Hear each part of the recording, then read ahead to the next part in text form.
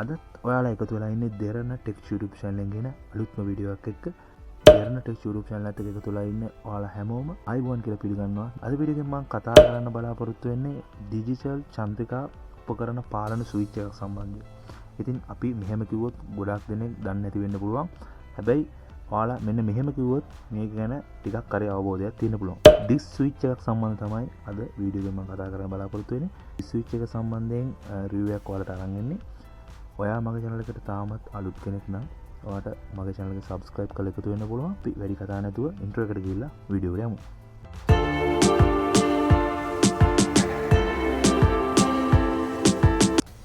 ඉතින් මම මුලින්ම කිව්වා වගේ ඔයාලට අද වීඩියෝ එකේදී මම කතා කරන්න බලාපොරොත්තු වෙන්නේ ඩිස් ස්විච් එක සම්බන්ධයෙන්. සැටලයිට් ඇන්ටනා සෙටප් එකකදී කොහොමද වැඩ කරන්නේ, වාසි මොනවද, ඒ වගේ තියෙන අවාසි, ඒ වගේ විස්තර ටිකක් අපි අද වීඩියෝ එකේ විස්තර කරලා දෙන්න යන්නේ. ඉතින් අපි මුලින්ම ඩිස් ස්විච් එක මෙන්න මේ විදිහට එළියට අරන් බලමු කොහොමද ඩිස් ස්විච් එක තියෙන්නේ කියලා. ඉතින් ඔයාලට පේනවා ඇති මෙන්න මේ විදිහට තමයි ඩිස් ස්විච් එක අපිට බලා ගන්න පුළුවන් වෙන්නේ. ඉතින් මේ ඩිස් ස්විච් එක අපිට disc Lanka premium set store කියන නේම් එක යටතේ අපිට ලබා ගන්න පුළුවන් හැකියාව තියෙනවා. එතකොට මේක ඇතුලේ අපිට සැටලයිට් එකෙන් එන සිග්නල් එක එකකට එකක් ස්විච් කරන්න පුළුවන් විදිහට තමයි මේක නිර්මාණය කරලා තියෙන්නේ. ඔයාලට පේනවා ඇති LNB 1 2 3 4 කියලා ඒ වගේ හතරක් මෙතන පෙන්නලා තිනවා. ඒ වගේම මෙතන රිසීවර් කියලා එකකුත් තියෙනවා. ඉතින් අපිට එක රිසීවර් එකක් මෙතන ප්ලග් කරලා LNB 4කින්, ඒ කියන්නේ ඩිස් ඇන්ටනා 4කින් අපිට මේ බොක්ස් එකට සිග්නල් ගැනීමේ හැකියාවක් තියෙන විදිහට තමයි මෙන්න මේ ඩිස් ස්විච් එක අපිට හදලා තියෙන්නේ. අපිට තව පුළුවන් මේකේ සිග්නල් ඩිස් ඇන්ටනා LNB දෙකකට දෙන්න පුළුවන් ඩිස් ස්විච් එකකුත් තියෙනවා. ඒ වගේම මෙන්න මේ විදිහට ඒ වගේම තුනකට දෙන්න පුළුවන් ඩිස් ස්විච් එකක් තියෙනවා LNB. ඒ වගේම LNB 4කට දෙන්න පුළුවන් ඩිස් ස්විච් එකක් තියෙනවා. ඒ වගේම LNB 6කට, LNB මෙන්න මේ වගේ LNB 8කට. ඉතින් අපිට ලොකු ඇන්ටනා 4 5කට 6 7කට වගේ මේ සංඛ්‍යාවකට සම්බන්ධ කරන්න පුළුවන් විදිහට මෙන්න මේ ඩිස් ස්විච් අපිට වෙළඳ පොලේ මිලදී ගැනීමේ හැකියාවක් පවතිනවා. එතකොට අපි මේ ඩිස් ස්විච් එකේ තවත් විස්තර කතා කරනවා නම් මේ ඩිස් ස්විච් ඇත්තටම අතට පහසු විදිහට හදලා තියෙනවා. ඒ වගේම ප්ලාස්ටික් ආවරණයකින් තමයි සම්පූර්ණ මේක ආවරණය කරලා තියෙන්නේ. 100% වෝටර් ප්‍රූෆ් විදිහට තමයි හදලා තියෙන්නේ. එළිය වුණත් අපිට ඕනෑම ස්ථානයක මේක සවි කරන්න පුළුවන් විදිහට හදලා තියෙනවා.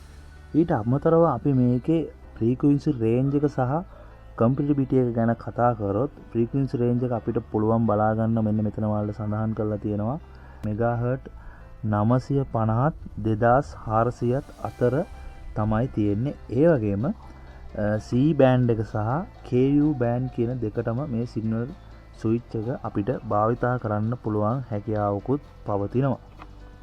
ඒ වගේම බලශක්ති පරිභෝජනය සහ අමතර විශේෂාංග ගැන කතා කරොත් මේ ස්විච් එක සම්බන්ධයෙන් ගොඩක් අඩු බලශක්ති පරිභෝජනයක් තමයි මේකට වැය වෙන්නේ මේ ස්විච් එක භාවිතා කරනකොට.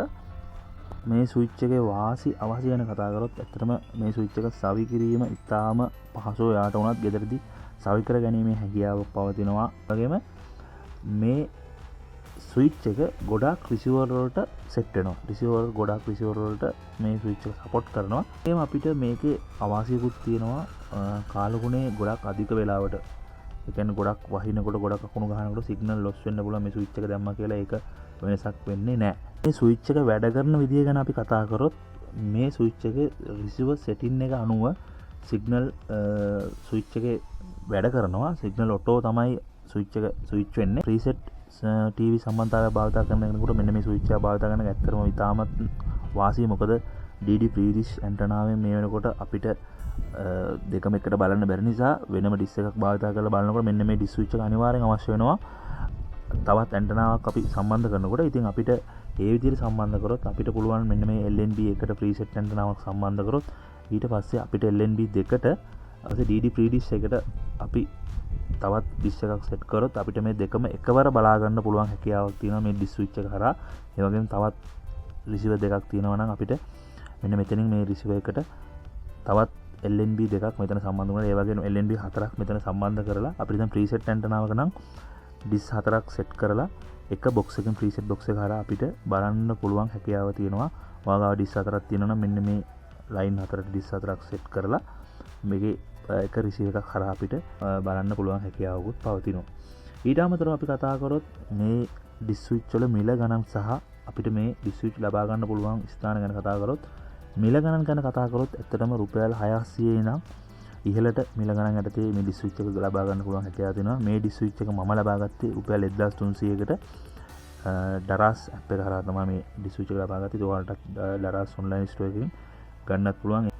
ඉතින් මම හිතනවා අද වීඩියෝ එකෙන් ඔයාලටත් මෙන්න මේ ඩිස් ස්විච් එක සම්බන්ධයෙන් පොඩි හරි පැහැදිලි කිරීමක් පොඩි හරි අදහසක් ලැබෙන්නේ නැති කියලා. ඉතින් ඔයාලටත් ඒ වගේ අදහසක් හරි පොඩි හරි මේ දෙයක් ඉගෙන ගත්තා නම් මගේ වීඩියෝ හොඳයි නම් ඔයාලට පුළුවන් මගේ වීඩියෝ එක ලයික් කරන්න.